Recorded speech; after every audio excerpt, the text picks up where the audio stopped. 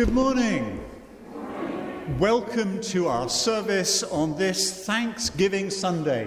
We're going to be giving thanks, but we start by acknowledging the traditional territory on which we stand. For many thousands of years, the Sinaiacs and other peoples have sought to walk gently on this land. They offered assistance to the first European travels to this territory and shared their knowledge for survival in what was at times a harsh climate. We seek a new relationship with the original peoples of this land, one based in honour and deep respect. Our first hymn is 262 in the Blue Books. Come, ye thankful people, come.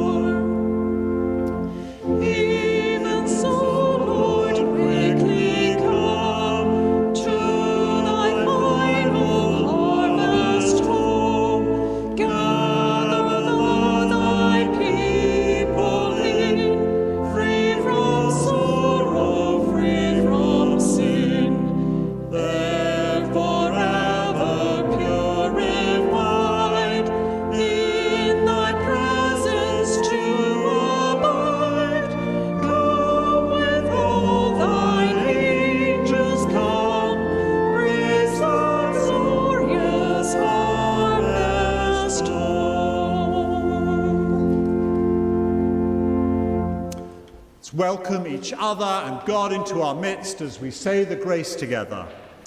The grace of our Lord Jesus Christ and the love of God and the fellowship of the Holy Spirit be with us all evermore.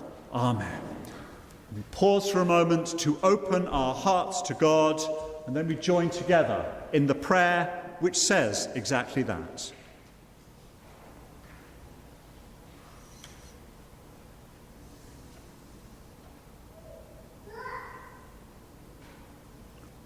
Almighty God, to you all hearts are open, all desires known, and from you no secrets are hidden. Cleanse the thoughts of our hearts by the inspiration of your Holy Spirit, that we may perfectly love you and worthily magnify your holy name. Through Christ our Lord. Amen. We continue singing glory to God in the highest. The words are also on the screen or on CP 702.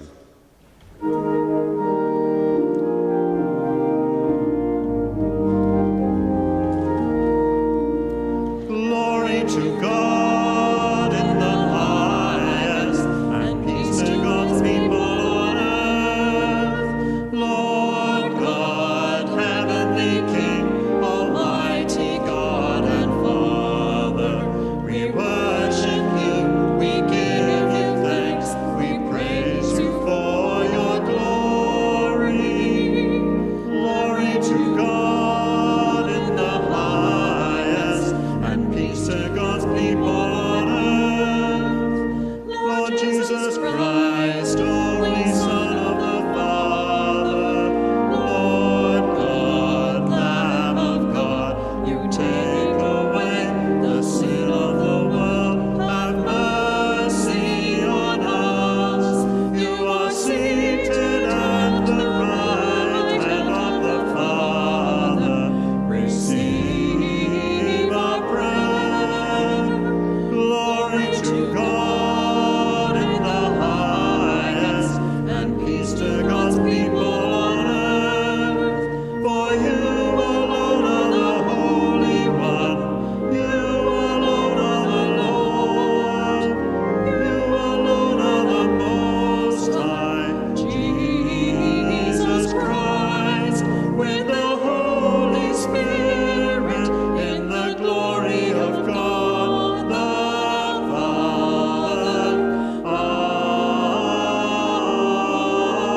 Amen. Glory to God in the highest, and peace to God's people on earth. Let's join together in saying the collect for thanksgiving. Oh God, giving and forgiving God, you created the whole earth and blessed it. Give us glad and generous hearts, so that we may rejoice and give thanks for the abundance of your creation, the depths of your mercy and your care for all. Blessed are you, O God, source of all being, eternal Word and Holy Spirit, forever and ever. Amen. Please would you be seated? Rather than the kids having all the fun today, I thought that we should all have an opportunity to answer the question, which is, what are you giving thanks for this Thanksgiving Sunday? What are you giving? Turkey. Who's giving thanks for turkey this Sunday? Yes. Okay, what else are you giving thanks for? Health. Yes. I'm giving thanks for antibiotics this week. Antibiotics are great. Family. Yeah. What? Pumpkin pie. Who likes pumpkin pie? Okay. Well, Susan, were you going to say something? Living in this part of the world. Yes. What do you... Church family. Church family. Lovely. Yes. What else have you given thanks for? We don't live in Toronto. That we live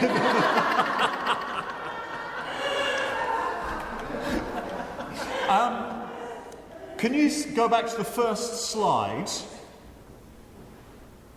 I'm giving thanks for the people who decorated the church so beautifully. I'm going to invite you at the end of the service to come and see especially how beautiful this decoration is right up at the front here. It is stunningly beautiful. I'm sorry. Actually, if you all stand up and have a look, it's lovely. It really is. It's gorgeous up there. So I want to, thank you.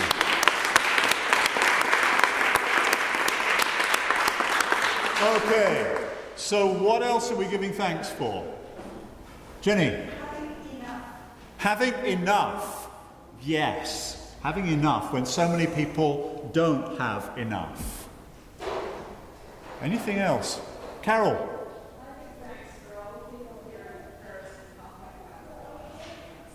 So I didn't catch the last bit of that. It's the help that you've had. And it's lovely to see you here this morning.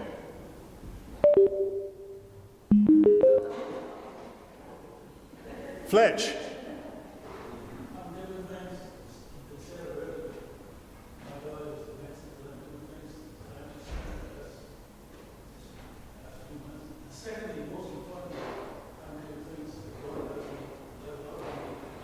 That God loves all of us. I want to thank God for everybody who is here this morning. I'm seeing a few faces I haven't seen in a while. It's lovely to see you all. And I want to thank for our musicians this morning. Yay! I am so excited about, I love harvest songs we sing. We've already sung one of the wonderful ones. I know that we're going to have a treat in our music this morning. Anything else that people are giving thanks for? Carol Wade. The bounty of God's creation. And let me remind you again, Canadian Thanksgiving is a harvest Thanksgiving. That's what we're giving thanks for, the bounty of God's creation. And that's everything that we've just said. I think there was something. Lita.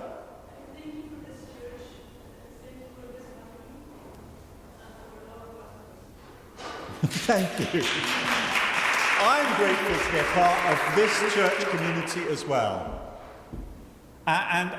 Go ahead, Mark. Living in a supportive community that is aware of when they need advice, help, support, or whatever. I listen to my friends at schools and I realize how blessed we are. Yeah, living in a supportive community. Yeah, there's lots to say about that. Wade. I'm thankful for the laughter of children. Yes, the laughter of children. And I'm thankful for our young people. How many? I think I've seen, have I seen Malcolm? We've got just Marcus and Anthony. So Marcus and Anthony, I'm thankful for you, and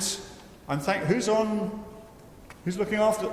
I'm thankful for Deborah Shergold, who's taking our young people downstairs. Let's pray for them all.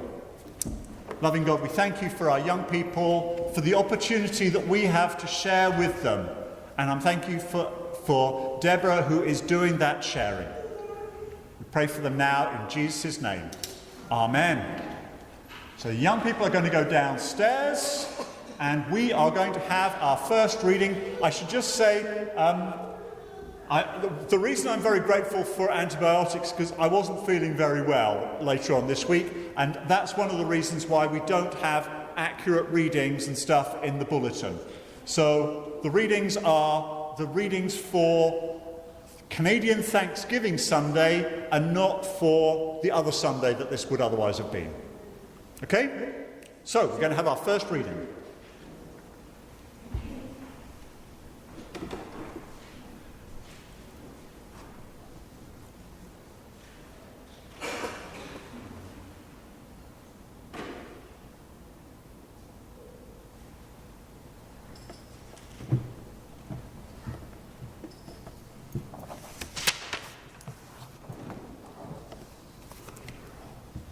A reading from the book of Deuteronomy. When you have come into the land that the Lord God is giving you as an inheritance to possess, and you possess it, you settle in it. You shall take some of the first of all the fruits of the ground, which you harvest from the land that the Lord your God is giving you, and you shall put it in a basket, and go to the place that the Lord your God will choose as a dwelling for his name. You shall go to the priest in the office at that time and say to him, Today I declare to the Lord your God that I have come into the land that the Lord swore to our ancestors to give us. When the priest takes the basket from your hand and sets it down before the altar of the Lord your God, you shall make this response before the Lord your God. A wandering Aramaean was my ancestor. He went down into Egypt and lived there as an alien, few in number, and there he became a great nation, mighty and populous. When the Egyptians treated us harshly and afflicted us by imposing hard labor on us, we cried to the Lord, the God of our ancestors.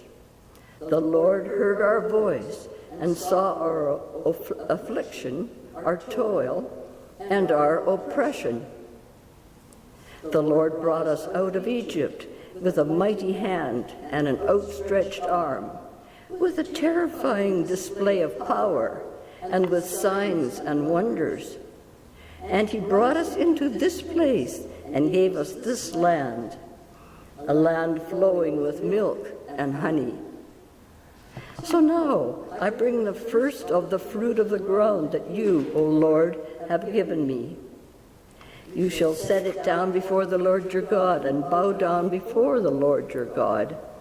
Then you, together with the Levites and the aliens who reside among you, shall celebrate with all the bounty that the Lord your God has given to you and to your house.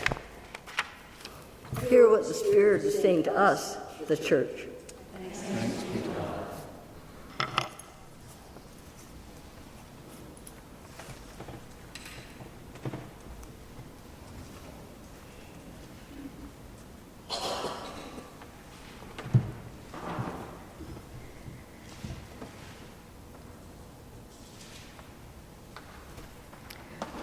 Our psalm today is Psalm 100, and our refrain will be, "Make a joyful noise to the Lord."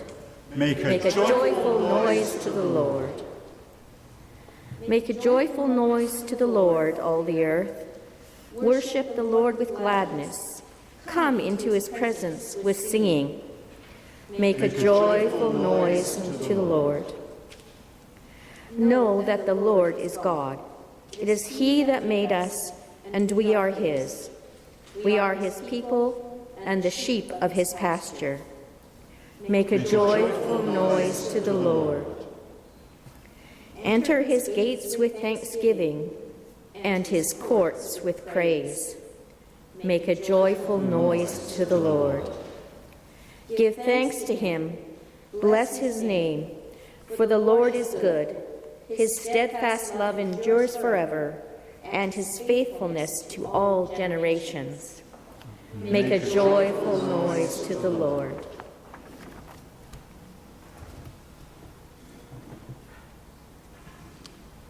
We have our second reading.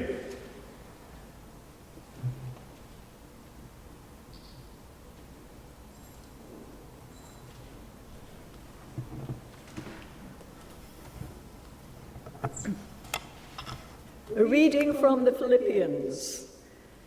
Rejoice in the Lord always. Again I will say, rejoice. Let your gentleness be known to everyone. The Lord is near. Do not worry about anything, but in everything by prayer and supplication with thanksgiving, let your requests be known to God. And the peace of God, which passes all understanding, will guard your hearts and your minds in Christ Jesus. Finally, beloved, whatever is true, whatever is honorable, whatever is just, whatever is pure, whatever is pleasing, whatever is commendable, if there is any excellence and if there is anything worthy of praise, think about these things. Keep on doing the things that you have learned and received and heard and seen in me, and the God of peace will be with you. The word of the Lord. Thanks be to God. Before we hear our gospel reading, we're going to sing number 414, God of the Sparrow.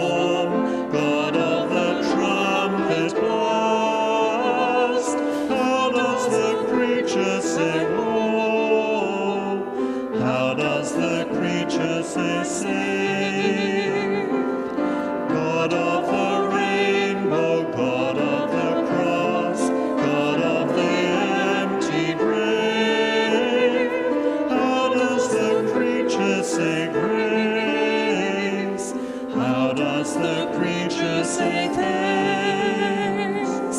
God of the hungry, God of the sick, God of the prodigal. How does the creature say care? How does the creature say life? God of the neighbor, God of the foe, God of the pruning Lord. How does the creature say love? How does the creature say peace? God of the ages, God near at hand, God of the loving heart. How does your children say joy? How do your children say home?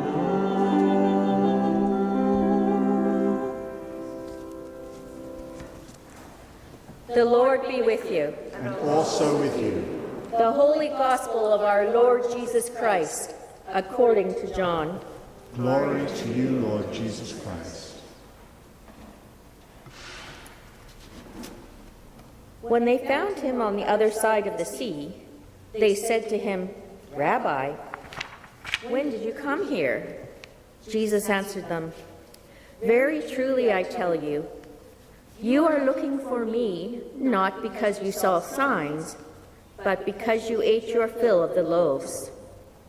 Do not work for the food that perishes, but for the food that endures for eternal life, which the Son of Man will give you. For it is on him that God the Father has set his seal. Then they said to him, What must we do to perform the works of God? Jesus answered them, This is the work of God, that you believe in him whom he has sent.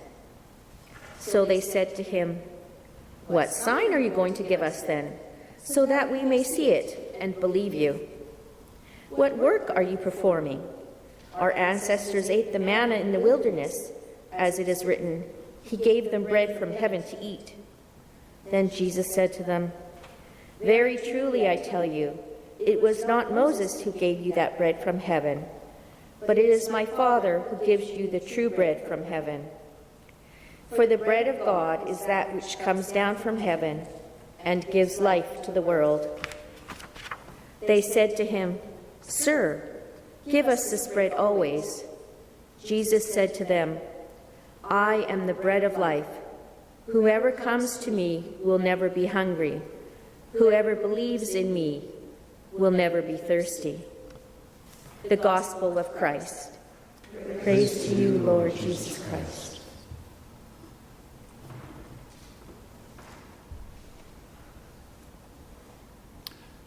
Now may the words of my mouth and the thoughts of all our hearts be guided by God, Abba Father, Jesus Saviour, and the Sacred Spirit. Amen. Please be seated. So, today we are celebrating Thanksgiving, and as I've said already, it is a harvest Thanksgiving. Today we remember to give God thanks for the harvest that we are gathering in. All kinds of harvest. Although, especially, I think, if you've got a garden and you're gathering your harvest in, everybody has a friend who gives them zucchini. Actually, I don't have any friends who give me zucchini. How's the zucchini harvest this year? Is it good? No. So what harvest is good? Because we were away all summer, we didn't do anything with our garden. What was good in the harvest this year? Tomatoes. Peppers. Okay. Squashes are out. The squashes don't come out yet, do they? Squashes are out, but it's not a very good year for squashes. Okay. Grapes. Grapes and berries. So the bears are going to be happy. Good. So we get to give thanks for the harvest. We get to sing the great songs of harvest. And our reading from Deuteronomy is there to remind us just how ancient this festival is. This goes back thousands of years.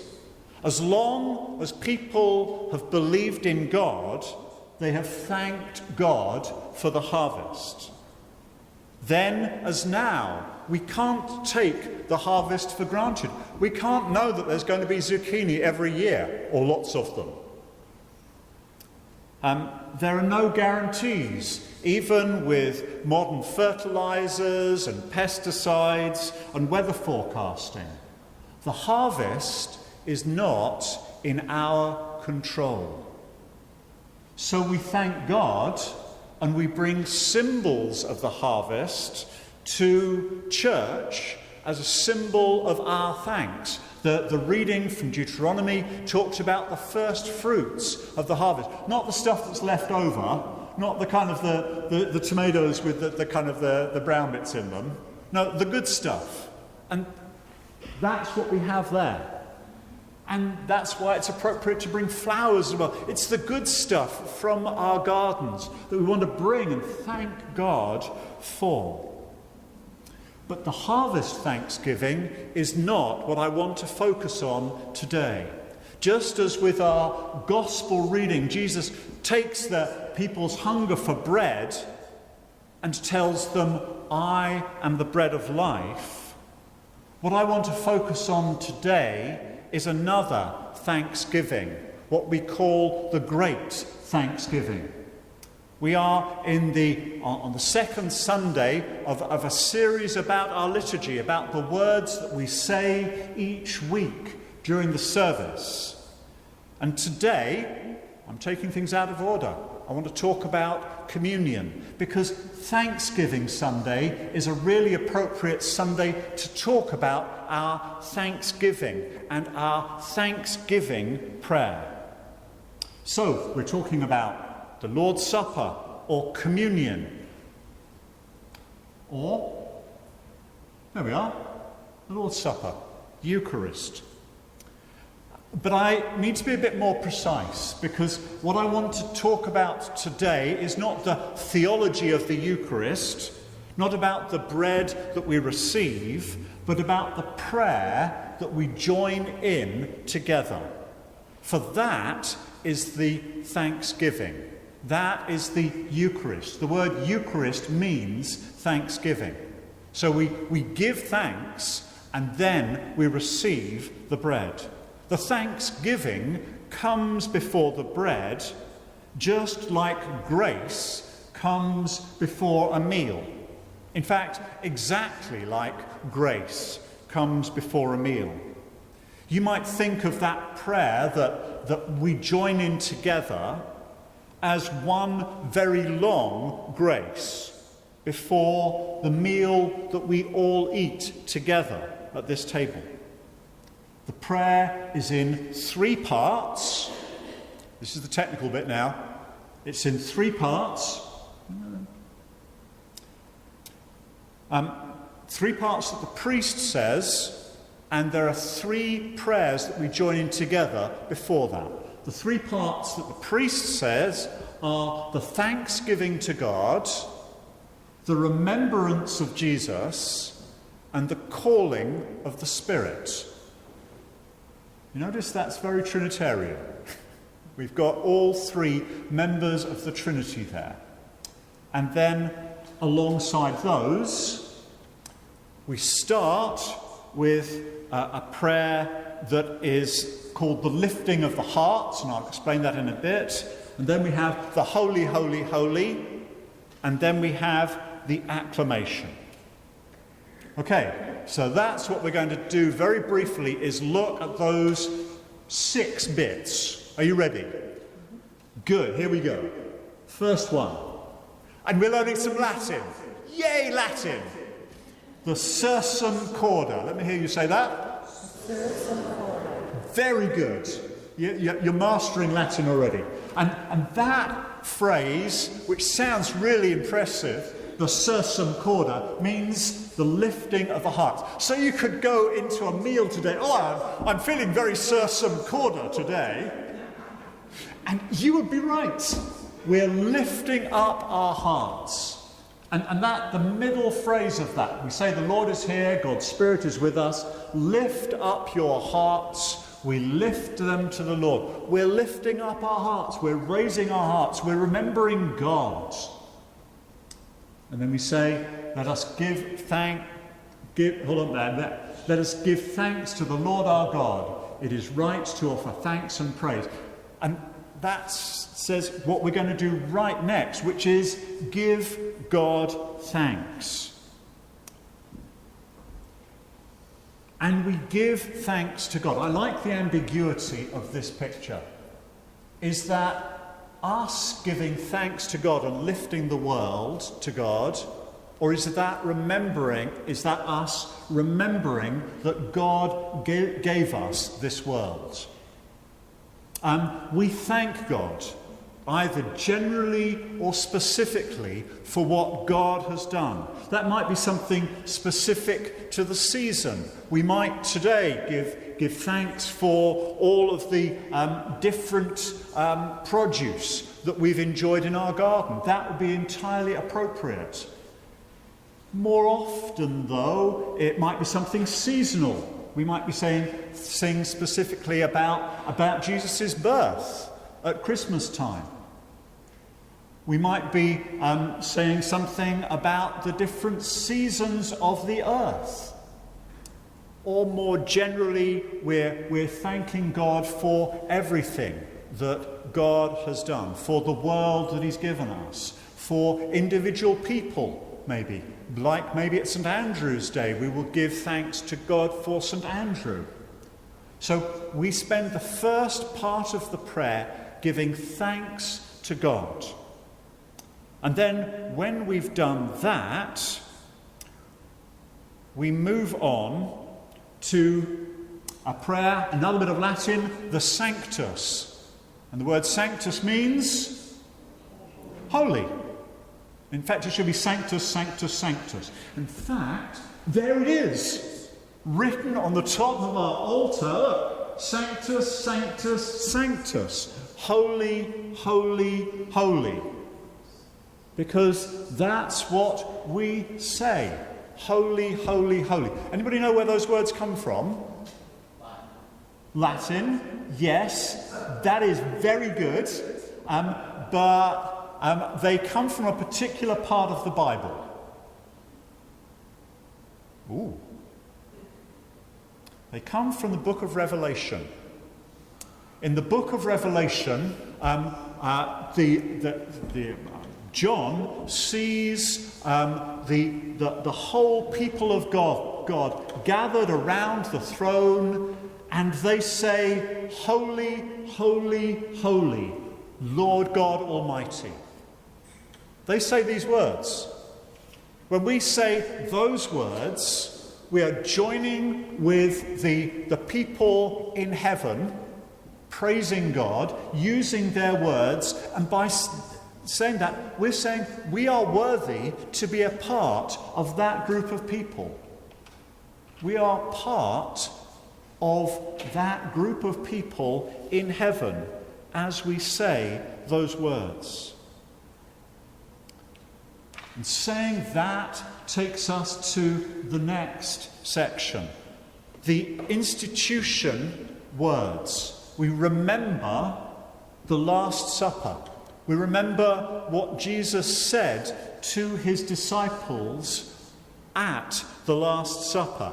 And we don't actually quote the Gospels at that point. What we quote is Paul's letter to the Corinthians, when he says, this is what Jesus said to his disciples at the Last Supper.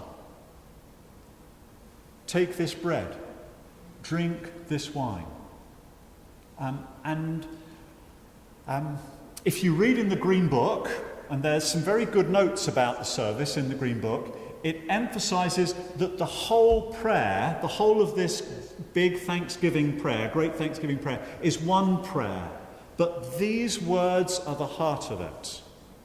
If you go to our evangelical brothers and sisters, they will probably just say the words of institution, the words that say, drink this wine, eat this bread. Because they are the heart of this. This is what we're called to do. Do this in remembrance of me. And that's why this section is called the remembrance. And when we remind ourselves of those words, we remind ourselves of everything else that Jesus did on that day. How he went and prayed to be let off doing this, but said, "Your will be done." How he let himself be arrested. How he was unjustly condemned. How he was crucified and died. And we explicitly remind ourselves of those things in the next thing that we do, which is the acclamation. We don't always say this, but we generally say some acclamation. Christ has died, Christ is risen, Christ will come again. So the second section of the great prayer is reminding ourselves what Jesus did, and I say a bunch of words, and then you say, Christ has died, Christ is risen, Christ will come again. It's reminding ourselves of who Jesus is. So we've done the bit that's about the Father, we've done the bit that's about the Son, and now we do the bit that's about the Holy Spirit. And more Latin, yes! The epiclesis. Do you want to try saying that? Epiclesis. The epiclesis is the calling of the Spirit, the calling of the Holy Spirit. It amuses me no end that us boring, staid Anglicans every week pray for the Holy Spirit to come on us. And we do it, we bury it in this prayer, so we don't notice that we're doing it. But we are doing it. We're praying for God's Holy Spirit to come on us. And we're actually saying, and do it through the vehicle of this bread and wine. When you take the bread and wine, we're not just remembering Jesus. We are actively engaging in a prayer that says, "Come, Holy Spirit, come into me." We are welcoming God's Holy Spirit into us. And I think that's actually truly wonderful that we do that. But I think it's also good for us to remind ourselves that that's what we're doing. That we are opening ourselves up to God's Holy Spirit. Just as at the beginning of the service, we say we want to be open to God. We want to be open to Jesus. Open our eyes, open our hearts. So that's the prayer. We start with remember what the special word is? The lifting of the hearts. Sursum corda. I'm going to expect you to use that word at the Thanksgiving dinners. I'm feeling very sursum corda today. Then we have the thanksgiving. Then we have what's the Latin for the holy, holy, holy? Sanctus. Yeah, you got that nudge there. Then we have the remembrance of Jesus. Then the acclamation, which affirms in summary everything that we've said. And then we call the Holy Spirit. This prayer is simple. Now maybe it's simpler. It's simple, it's beautiful, it's ancient and profound. There are words there that are in the Bible. There are words there, prayers there, that come from 300. The same time the Nicene Creed was being written, the same time the church was finally accepted. It's that ancient. When we say it, We're joining the same words that Christians have said for 2,000 years, through joy and terror, feast and famine. We're saying words that people in Ukraine are saying as they shelter in bomb shelters. We're saying words that people in Africa are saying as they wonder where their food the next day will come. It's a prayer that's full of symbolic and significant language. Dan Brown could have a field day with the words there.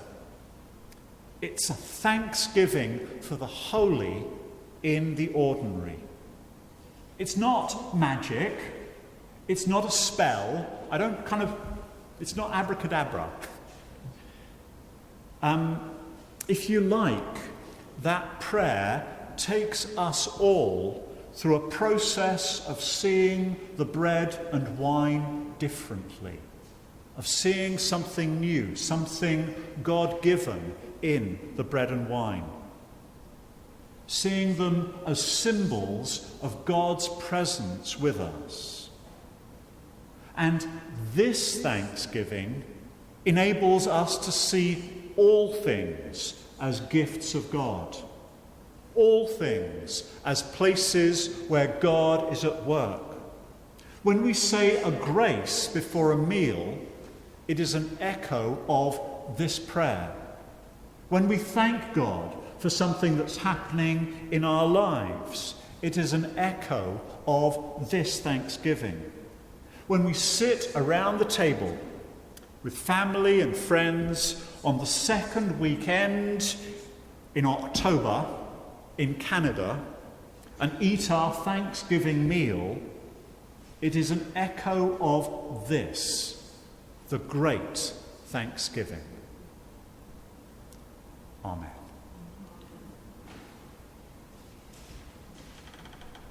We're going to stand and we're going to affirm our faith in the words of the Creed that was said again at about the same kind of time. I believe in God, the Father Almighty, creator of heaven and earth. I believe in Jesus Christ, his only Son, our Lord. He was conceived by the power of the Holy Spirit and born of the Virgin Mary. He suffered under Pontius Pilate, was crucified, died, and was buried. He descended to the dead. On the third day he rose again. He ascended into heaven and is seated at the right hand of the Father. He will come again to judge the living and the dead. I believe in the Holy Spirit, the Holy Catholic Church, the communion of saints, the forgiveness of sins, the resurrection of the body, and the life everlasting. Amen. Let us pray.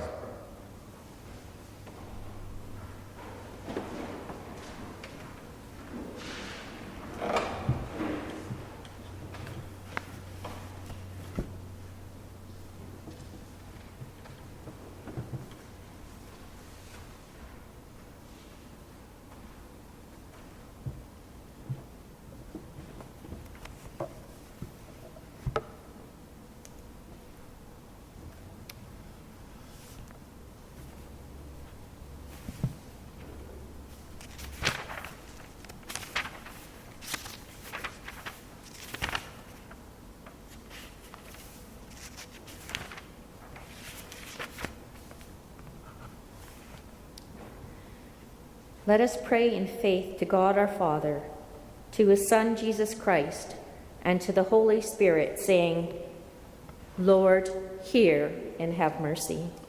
Lord, hear and have mercy.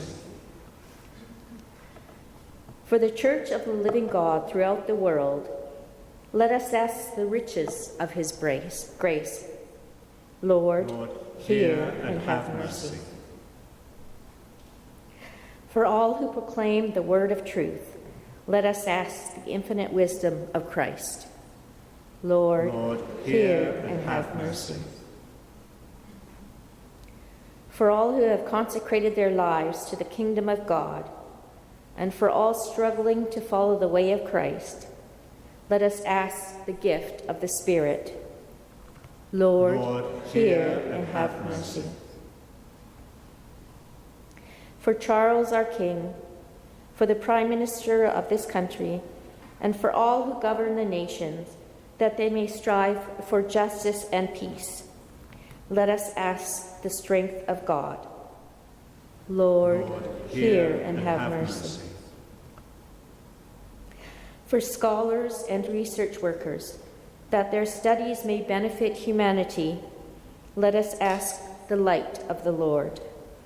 Lord, hear and have mercy. We pray for those who have concerns, for Deborah Shergill.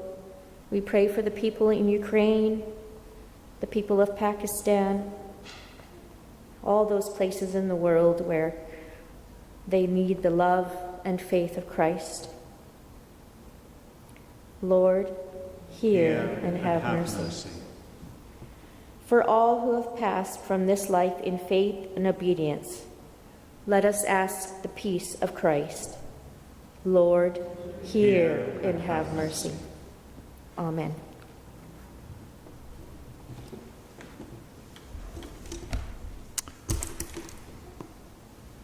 Would you stand for our confession?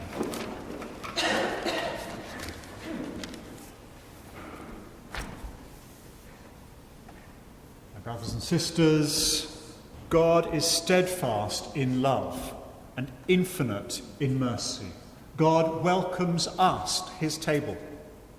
Let us confess our failure to love and our failure to recognize all of God's good gifts. Most merciful God, we confess that we have sinned against you in thought, word, and deed, by what we have done and by what we have left undone. We have not loved you with our whole heart. We have not loved our neighbours as ourselves. We are truly sorry and we humbly repent. For the sake of your Son, Jesus Christ, have mercy on us and forgive us, that we may delight in your will and walk in your ways, to the glory of your name. Amen. Almighty God, have mercy upon you, pardon and deliver you from all your sins, confirm and strengthen you in all goodness, and keep you in eternal life, through Jesus Christ our Lord. Amen. We sing our peace song.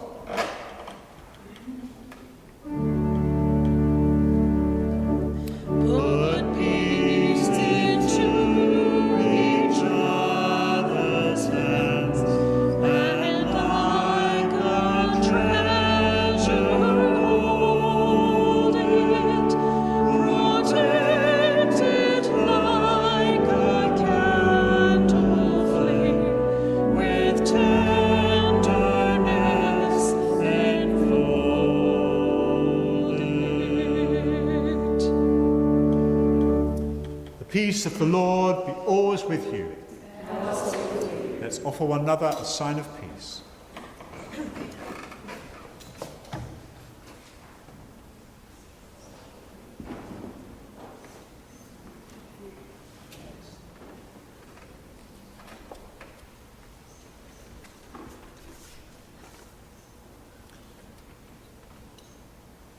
I've been waiting for this all year.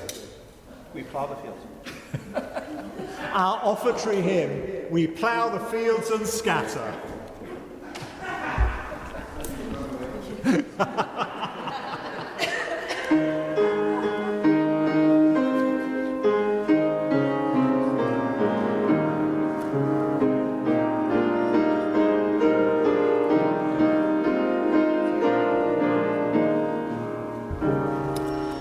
We plough the fields and scatter the good seed on the land, but it is fed and watered by God.